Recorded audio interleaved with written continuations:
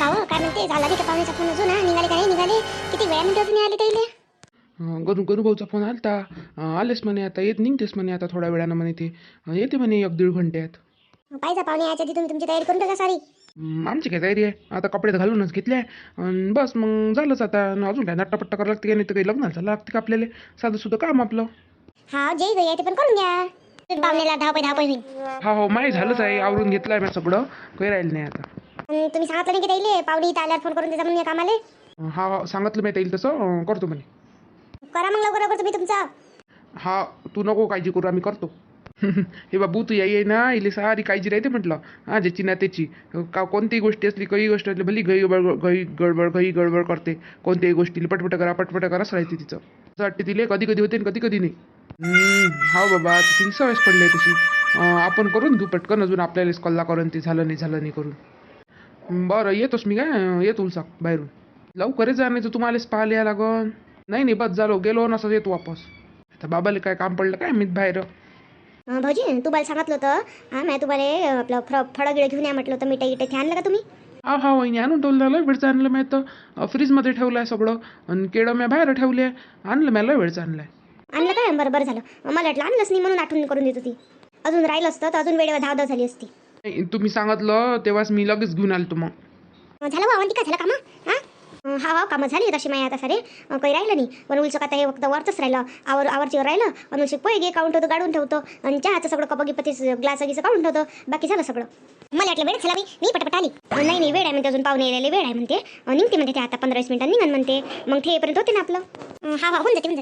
काय बा भाऊजी तिथंच बसल्या, वाट पुरायला वाटते. पाहुण्याची पोरगी नाही येत ना भाऊजी सोबत? एवढी वाट पुरेल तुम्ही? पोरगी आता नाही येत. नाही हो वहिनी, काही मजा घेऊन राहिले का आता? मला माहिती आहे ना, पोरगी येत असती का आता, बसला असंच आता. कामं झाले बा आपले, आता काही कोणतं काम नाही तर मग बसलो असंच. पोळी घे ना बनून, नाही तर पोळी घे ना बनून. तुमच्या हातीच पोळी उद्या पाहुणेले. पोरीला पाहिलं म्हणजे पोरी म्हणते पोळी बनवले का बाई, का गेले का बाई, तसं तुम्हाला विचारायला लावून मग तो तुम्ही बनवले का भाऊ पोळी म्हणून? असं म्हणता का वहिनी? करून घेऊ का मग मीच पोहे? हा घे ना करून, द्या करून. तुमच्या हातची पोळी होऊन जाऊ द्या आज, नाही तर पाहुणेले. बरं, तुम्ही म्हणता तर मग मीच करून टाकतो. अच्छा घेता बा तुम्ही आता आमच्या गरीबाची. आता तुम्ही एकटेच आहे मजा घ्यायले, तर तुमची मजा नाही घेऊ का मी आता? तुम्ही एकटेच लहान आहे आमच्यापेक्षा, तुमचीच मजा घेऊ शकता आम्ही. या बा तुम्ही मजा घेऊन घ्या मग. का गोष्टी करत उभे राहिला इथं? घे ना पटपट कामं आवरून. लय वेळ होईन ना मग पाहुणे ना अजून, तर मग सुचत नाही ना काही आल्यावर. आणि मग गोष्टी ऐकत बसा पाहुणे गेल्यावर, कोणते काम आहे मग गोष्टी सांगत नाही आपल्याला. चल ना पटकन. हा आई, आता राहिलंच काय काम आहे सांगा बरं? फक्त तेवढे पोहे गायचे राहिले आणि सामान काढून ठेवायचं राहिलं, बाकी तर झालंच आहे सारं. वेळ म्हणजे सध्याच पाहुणे यायले. हो पोरी हो, तुम्हाला वाटते फक्त होते पण बात करता उशीर होते. आणि कधी येऊन जाईल म्हटलं तुम्हाला माहिती नाही पडत, तुम्हाला धावपाई होईल. बरं काकू करून घेतो ना, आम्ही करून देतो. या मग पटकन करून द्या. चला मग, तेवढे फळं आहे ते उलशे धुवून देऊ. आणि पोहे घे काढून ठेवू, गाळून ठेवू. बाकीचं काही आहे नाही मग आता.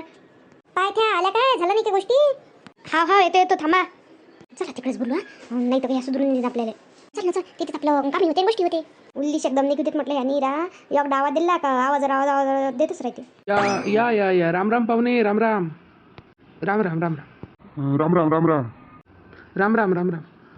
काही अडचण नाही झाली ना मग तशी आली? घर घेऊ सापडलं ना बरोबर? हा सापडलं काकाच होती ना सोबत, मग सापडलंच घर. आपल्या घरी आली तिथे, मग मी ते इकडे आलो. नाही या बसा.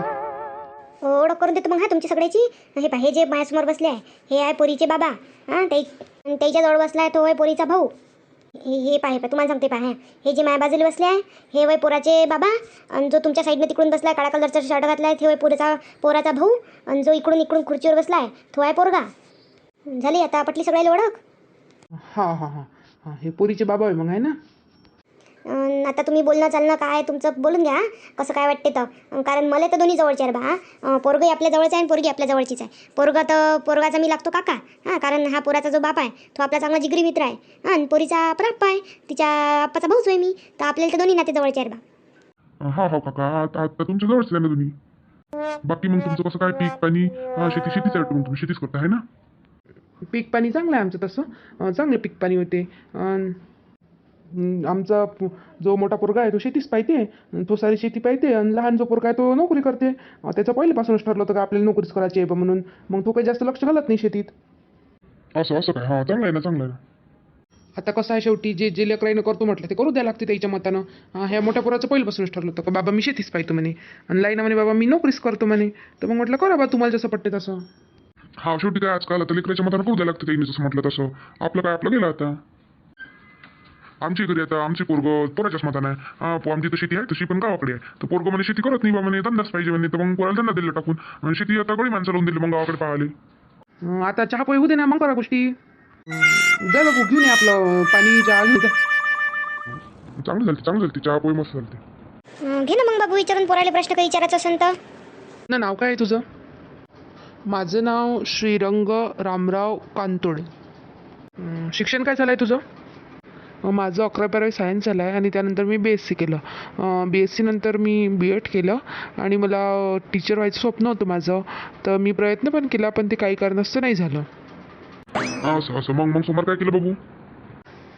आणि मी नंतर मग कोडिंगचे क्लासेस केले आणि पुण्याच्या एका कंपनीमध्ये आता जॉब करत आहे. असं. आणि तुला पगार किती पडतो मग? 30,000 रुपये पगार पडतो मला. असं काय? हा काय चांगलं आहे ना, मग चांगलं आहे. सोमवार जर तुझा जॉब वगैरे नसला तर मग तू काय करशील मग? जर सोमवार जॉब किंवा काही नसलं तर मग मी आमच्याकडे शेती आहे, ती शेती पण बघू शकतो किंवा मग दुसरं काही दुकान वगैरे काही करू शकतो.